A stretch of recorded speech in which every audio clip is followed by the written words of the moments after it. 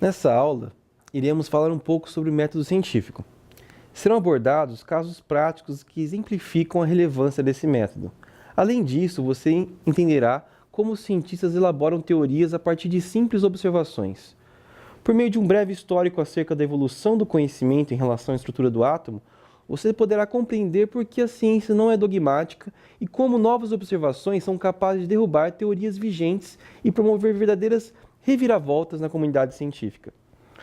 Provavelmente, ao ouvir a expressão método científico, você se sinta um pouco intimidado. Isso acontece porque, infelizmente, a prática científica se restringe a estudantes de pós-graduação, pesquisadores e professores.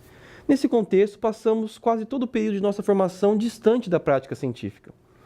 Aprender o método científico é essencial, pois nos ensina a analisar os fatos e acontecimentos de forma crítica. Isso nos auxilia, por exemplo, a fugir do senso comum. Tudo o que aprendemos com o senso comum é validado pelos critérios pessoais de aceitação, caracterizados por aquilo que é corriqueiro ou ainda baseado nas crenças. Dessa forma, muitas vezes a realidade passa a ser interpretada sem passar por um crivo racional, com base apenas no que foi ouvido ou no que a maioria considera como verdade. Esse tipo de comportamento é muito comum no mundo inundado por redes sociais em que vivemos. Infelizmente, o pensamento crítico e autônomo, por vezes, não é incentivado. O raciocínio científico desmistifica também crendices que são atribuídas à ciência, como a declaração de que usamos apenas 10% do nosso cérebro ou que estalar os dedos causa artrite. No entanto, apesar da importância do método científico, ele não deve ser utilizado para nortear todas as decisões da nossa vida. A escolha de um cônjuge, por exemplo, está permeada por componentes subjetivos que não podem ser ignorados. Dito isso, vamos estudar esse método passo a passo. O método científico é baseado no empirismo e na lógica. O empirismo pode ser definido como tudo o que nós conseguimos captar da realidade por meio dos sentidos. No primeiro passo do método científico, que é a observação, vemos claramente a aplicação do empirismo, pois, obviamente, você só consegue captar algo que os seus sentidos conseguem perceber da realidade. Esse primeiro passo é essencial, pois é a observação criteriosa e cuidadosa que permite que uma ciência de qualidade seja produzida.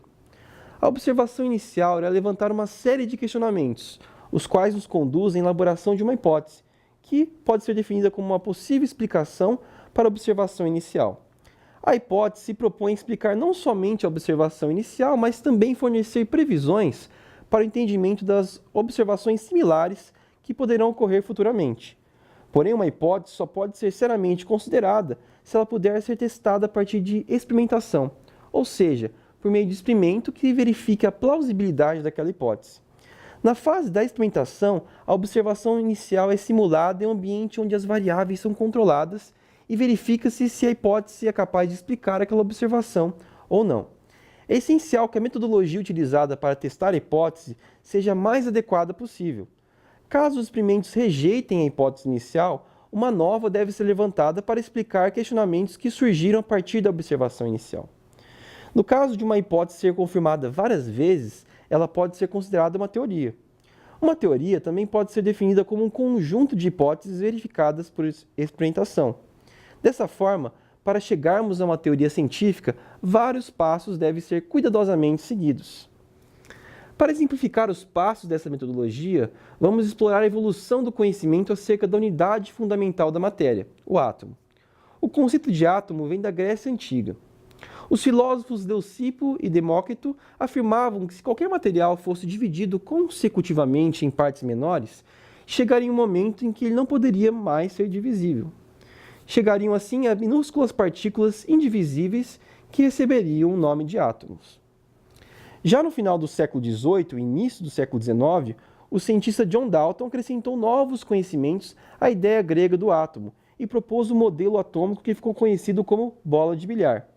Nesse modelo, os átomos foram descritos como minúsculas partículas maciças, indestrutíveis, indivisíveis e sem carga.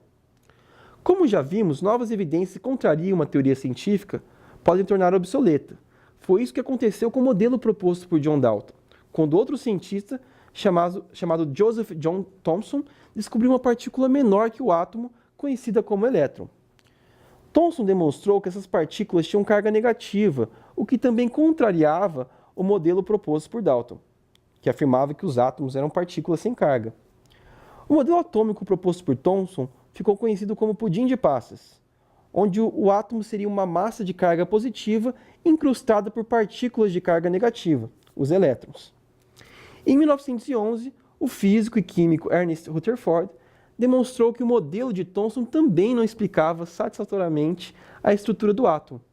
Ao realizar experimentos em que uma folha de ouro foi bombardeada por partículas alfa, ele percebeu que grande parte dessas partículas atravessava a folha sem sofrer nenhum desvio e que apenas uma pequena porcentagem sofria desvios.